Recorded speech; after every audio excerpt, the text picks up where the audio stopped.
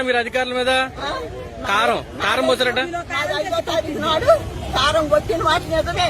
నేను అబద్ధం ఆడను. నాది తేల్చం లేదని మొన్న నా కాగితాలన్నీ తీసుకొని 5వ తారీఖు నాడు వచ్చే మొత్తం ఎక్కించుకున్నాడు. అని నా ఎందుకు ఎక్కించుకోను అన్న. నీకేమీ లేదు, మీ ఆయన గారికి 3 సెంట్లు పోయింది, నీకేమో 30 సెంట్లు పోయింది.